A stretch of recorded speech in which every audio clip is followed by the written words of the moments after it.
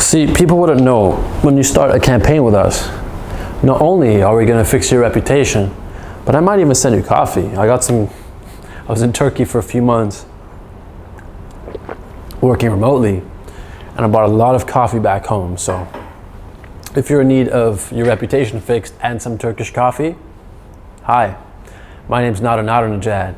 In today's video, we're going to be talking about online reputations, but more specifically, what have I learned in 5 to 6 years of managing? I mean, our company is turning 6, and at turning 6, we have 6 years of great experience in online reputation management. So I put together a list. In the past 6 years of online reputation management, here are the things that I've learned, here are the takeaways that I've gained, and I'm so excited to share them with you.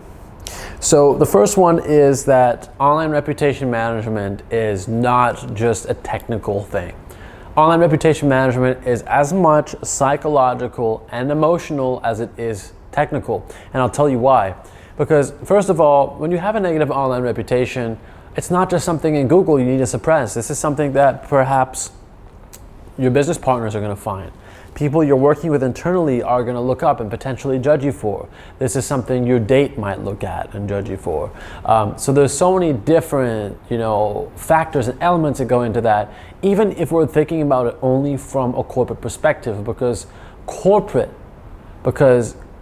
companies, when it comes to both internal and external communications, there is emotion, there is life, there is humanity that goes into that, right? So when you have a negative online reputation, it affects the way that you are perceived, because we're looking at more than 2/3 of consumers who are doing a Google search or some sort of search for the company or the person they do business with. So that's really important to know off the bat. When we're doing online reputation, when we talk to you as a client, we don't just talk about, how we're going to suppress it, okay, done. We talk about, okay, what are the support systems you might need? What happens if you wake up cold sweat in the middle of the night thinking, oh no, what if this person has searched this? Or I have a job interview tomorrow, or, we have to make a huge medical sale tomorrow, and I work with supplement companies and pharmaceuticals. This is a really big deal. If you're looking for investors, if you're looking for, I had a company going through Series C financing, there's so many different things. And so we look at the psychological, the emotional factors, no matter who we're looking at. Whether we are working with, a CEO or an individual from your everyday walk of life, or a large corporation with a specific team that we're working with. So we look at that and understand that it's much more than just technical. And there's a few other things I learned. One of them being is that reputation management is different in every region. And I'll tell you why.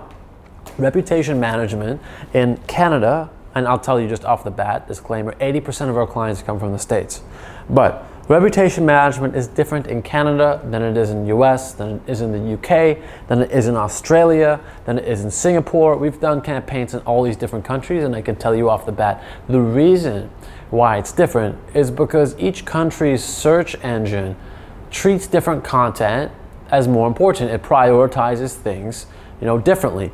In the UK, we're going to prioritize .co.uk sites. In Canada, .ca sites. In the US, .com, but also .gov sites. All of the regions prioritize .gov sites. They prioritize court dockets. They prioritize wiki links. So you're looking at like domain authority being a factor. Watch the other videos, it will explain that. Length of the article, how much multimedia, but also the country. So when we're quoting for a campaign in Canada, it might be a lot more expensive than a campaign in the US, because I have about 10,000 publishers I can publish on in the US, but in Canada, I have a tenth of those.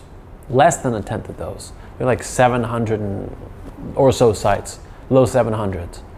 And so the fees for me to publish on a Canadian site are a lot more.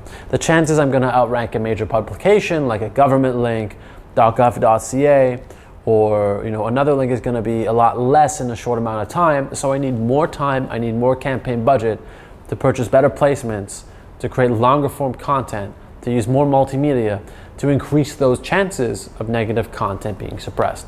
So that's another thing we learned. Hyperlocally, there's so many different factors to consider.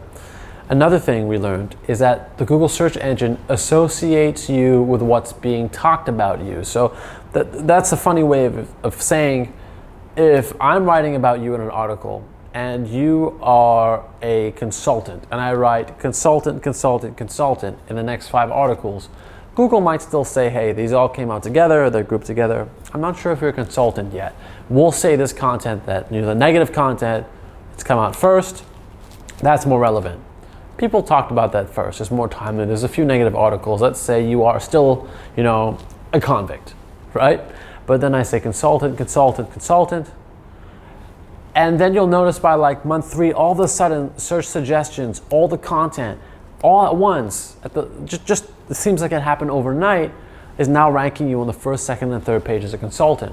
And so you might have a feeling like you want to end a campaign all of a sudden because you don't see results. But the truth is, you just need to see it far enough to see that ROI, that return of investment, and to see for the Google search engine and other search engines to go, hey, time to make a switch. This is enough dense content coming out over a period of time consistently to tell me this is a consultant. You are a consultant. And so that's when we see a change happen. So that's another thing, is that first of all, the more discussion there is about you doing a certain thing, the more likelihood is that you're going to be in both the search suggestions and for your content to rank. You need a certain volume.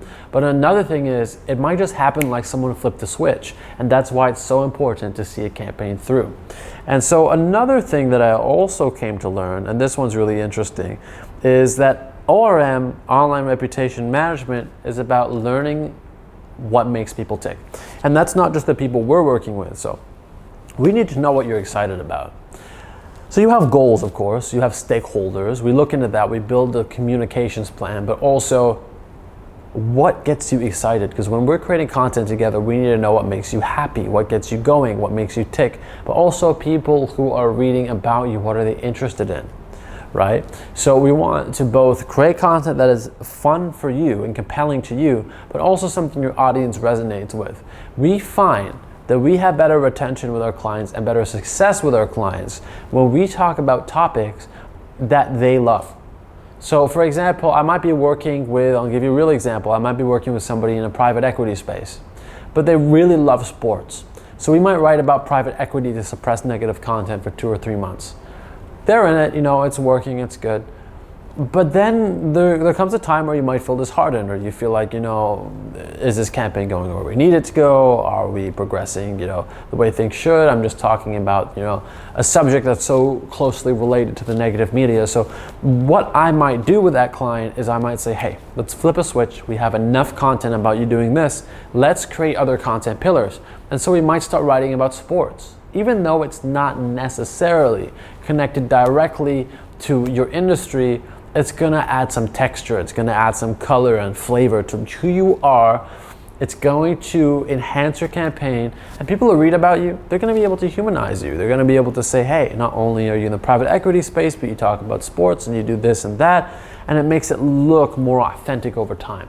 And so we've done that, and we've had amazing success. So learning what makes our clients tick to generate the content, but also learning about the audience. And we do that at the very beginning. But overall, if I've learned anything from online reputation management, I've learned that everybody deserves a second chance. I want you to know that your campaign is safe with us. If you'd like to book a call, there's a calendar link down below. Ask questions in the comment section. Send me an email. I'm here to help. Calls are free. I give you tactical advice on every call. There's never pressure to work with us, but we love having conversations. And if we can make you a friend with us over time, over a long period, I love that. Let's have a coffee. Let's sit down. Let's have a chat. My name is Nadernejad, and thank you for watching.